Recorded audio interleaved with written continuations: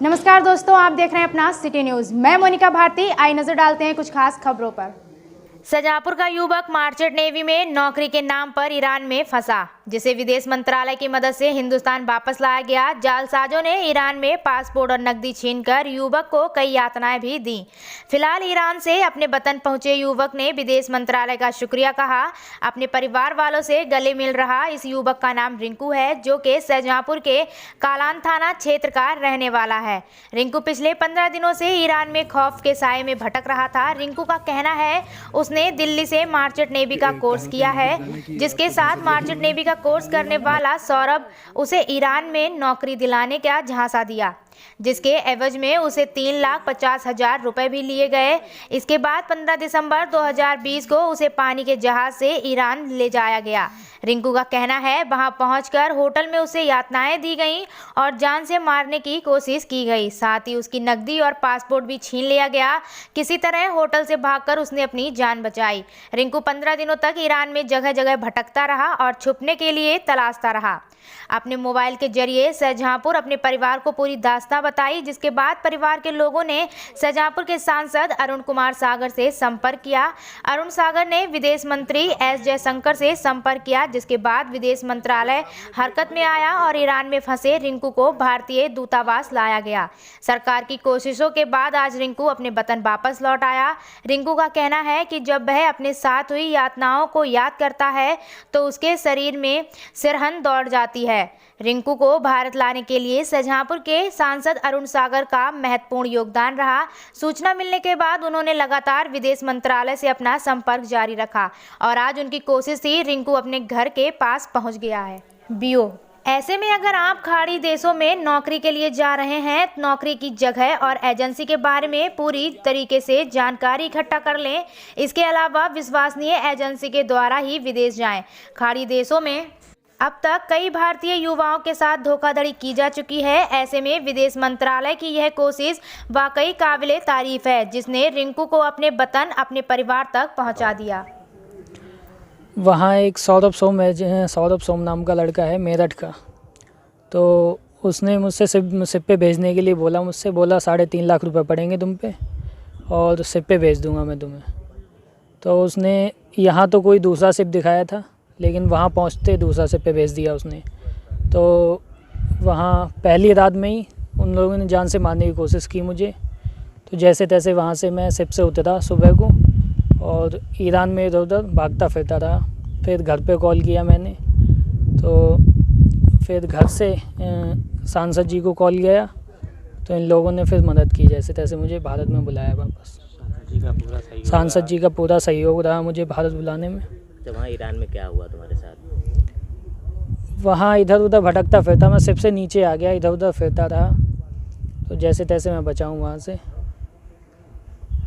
लेकिन रिंकू, तुम युवा हो, तुमने सपना क्या देखा था? क्या सपना सोच संजो करके मन में गए थे यहाँ से?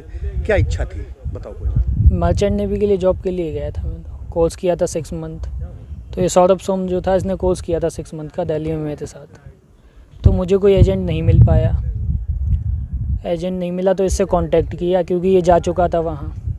तो इसने बोला अभी तो सेलिंग पे हूँ मैं, आ जाऊँगा जब, वेट कर लो, आ जाऊँगा जब मैं बताऊँगा। तो फिर जब ये आया तो इसने बोला पूरा सेटलमेंट कर लिया था एजेंट से पहले ही। तो ये आया, फिर इसने बोला कि 3.5 लाख रुपए पड़ेंगे, मैंने सेटलमेंट कर लिया है सारा। तो फिर 3.5 लाख रुपए लिए इसने मुझसे। 1 लाख कैश लिया और 2.5 लाख अकाउंट में गए हैं इसके। तो उसके बाद फिर इसने भेजा, सिप दिखाया, जनरल कार्गो सिप दिखाया मुझे और इस्लामिक रिपब्लिक कंपनी बताई थी। लेकिन टिकट वगैरह करवा के इसने ईरान भेजा मुझे, लेकिन वो सिप नहीं मिला मुझे, ना वो कंपनी थी। टग बोट पे भेज दिया इसने। तो वहाँ हाँ, तो वहाँ उन लोगों ने पहली रात को ही जान लेने की कोशिश की मेरी, पता नहीं क्यों। तो जैसे तैसे मैं सुबह को फिर सिप से नीचे उतरा, पूरे ईरान में फिरता रहा इधर से उधर। तब घर पे मैंने कॉल किया, ये बात घर पे मैंने बताई कि ऐसा ऐसा हुआ है मेरे साथ। तो इन लोगों ने फिर एम्बेसी को कॉल किया, सांसद जी को कॉल किया, तो इन लोगों ने मदद की है फिर मेरी। वहाँ जाके क्या तुम्हें महसूस हुआ कि तुम ठगी का शिकार हो गए? हाँ हाँ, ऐसा ही किया था इसने। किस तरीके ठगी का शिकार हुए थे? क्या बिक्री वगैरह तुम्हारी भी बताओ, कोई ये बात बताओ। नहीं नहीं, इसने जो सिप यहाँ से दिखाया था, जो कंपनी बताई थी, वो नहीं दिया मुझे, दूसरे सिप पे भेज दिया टग बोर्ड पे। क्या क्या पीड़ा हुई थी, क्या क्या वहाँ आपको झेलना पड़ा है? पीड़ा को तो छोड़ ही नहीं। पीड़ा क्या, इधर से उधर फिरता रहा मैं, जो खाने को मिल जाता था वो खा लेता था, फ्रूट वगैरह खा लेता था लेके, बस। कितने दिन वहाँ पर आपने गुजारे? 15-20 दिन काटे हैं वहाँ पे। अब आज जो युवा बड़ी महत्वाकांक्षा पाले हुए हैं मन में और जुगाड़ तुगाड़ करते हैं विदेश जाने के लिए, उनके लिए कोई एक मैसेज पास करोगे तुम कि जो तुम्हारे साथ हुआ कुछ दूसरे के साथ ना हो? हाँ, ऐसा ही है कि किसी पे ट्रस्ट ना करें, किसी की बातों में ना आए। जो कंपनी से एग्रीमेंट होता है वो एग्रीमेंट प्रॉपर चेक करके साइन करके जब जाएं, ऐसे ना जाएं। अगर तुम्हारी वापसी नहीं होती तो कितना बड़ा हादसा हो सकता था तुम्हारे साथ? ना जान जा सकती थी वहाँ। सांसद जी, देवेंद्र कैसे आपके संपर्क में आया, क्या कुछ अपनी पीड़ा बताई और कैसे आपने उसका निदान कराया है? ऐसे छोड़ दो। मुझे हमारे जो जिला महामंत्री हैं रमाकांत मिश्र जी, हमारी भारतीय जनता पार्टी के ज़िले के महामंत्री हैं, इन्होंने मुझे फ़ोन पर बताया कि हमारे कलान क्षेत्र का एक क्षत्रिय समाज ठाकुर समाज का लड़का रिंकू, जो किसी के झांसे में आकर ईरान पहुंच गया है, और वो केवल उसके पास मोबाइल है, पैसा और जो भी उसके पास जो सामग्री या सामान था सब वहाँ के लोगों ने उससे छीन लिया, लूट लिया, और केवल उसके पास मोबाइल है, मोबाइल से वो भी व्हाट्सएप पर वो बात कर रहा है। तो इनसे मैंने कहा, हमने कि मेरे पास उनके परिवार के कोई भी लोग आ जाएं, और मैं अभी पहुंच रहा हूं। और उसके बाद मैंने इनके पिताजी यहां पर खड़े हुए हैं, जो मेरे पास आए, मैंने तुरंत माननीय विदेश मंत्री जी को, एस जयशंकर जी, जो हमारे भारत सरकार के माननीय विदेश मंत्री जी हैं, मैंने एक पत्र लिखा और इनको मेल की।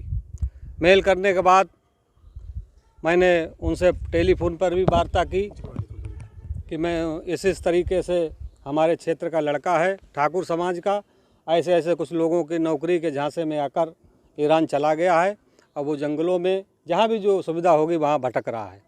खैर, मैं धन्यवाद देना चाहता हूँ अपने विदेश मंत्री जी को। उन्होंने तत्काल अपने PRO मेरा नंबर देकर कई जी आपके संपर्क में रहेंगे, और जो भी वहाँ के ईरान के दूतावास हैं वो आपसे संपर्क करेंगे। वो लगातार मेरे संपर्क में रहे 14-15 दिन, और जो लड़का करीबन 14-15 दिन के बाद वहाँ पर जो हमारे ईरान में दूतावास बैठते हैं हिंदुस्तान के, उनके संपर्क में जो आया और मिल गया, उन्होंने तत्काल इसका फ़्लाइट का टिकट करके हिंदुस्तान लाने का काम किया है। मैं ऐसे अपने विदेश मंत्री जी को और इस देश के प्रधानमंत्री नरेंद्र भाई मोदी जी को आभार व्यक्त करता हूं, धन्यवाद देता हूं कि उन्होंने एक होनहार बच्चे का, उनके परिवार का एक जीवन दान देने का काम किया है। मैं पूरी संपूर्ण लोकसभा क्षेत्र की जनता की ओर से मैं उनको साधुवाद देता हूं, धन्यवाद देता हूं कि लगातार इसी तरह से आप आम जनता के लिए कार्य करते रहें। बहुत बहुत धन्यवाद। गाँव को अपने जाल में फंसाकर ठगी का शिकार हो रहे हैं लगातार, परिवार के लोग जमीन बेच करके किसी भी तरीके से भेजते हैं, तो ऐसे लोगों के खिलाफ कानूनी कार्रवाई के लिए अब कोई कदम आगे बढ़ाएंगे? नहीं, बिल्कुल बढ़ाएंगे, और इसमें जो है अभी इनसे हम वार्ता करेंगे कहाँ के वो लड़के हैं और किसने झांसा दिया। लगभग बता रहा था 3-3.5 लाख रुपए इससे टिकट के नाम पर और तमाम सुविधाओं के नाम पर इससे ठगी की गई है। और ऐसे लोगों को मैं माननीय मुख्यमंत्री जी को पत्र भी लिखूंगा कि अगर उत्तर प्रदेश के ऐसे लोग जो गिरोह माफिया गैंग चला रहे हैं उनके खिलाफ कार्रवाई होनी चाहिए, और जो भी संबंधित अधिकारी उनसे भी मैं वार्ता करूंगा। इसके ठगी संबंधित कोई DM SP से किसी प्रकार से कोई मुकदमा वगैरह? नहीं, अभी नहीं, अभी तो ये आया है, इतना घबराना हुआ था, इसके पैर में भी चोट है, शरीर में भी चोट है, इसे मारा काफ़ी वहाँ पर। और वहाँ पर आप ईरान में जानते हैं एक तो हिंदू है, और ऐसे लोगों की वहाँ पर कोई आवश्यकता नहीं है, वो अपनी कानून चलाते, अपना उनका एजेंडा है। तो मैं धन्यवाद देना चाहता हूँ प्रधानमंत्री।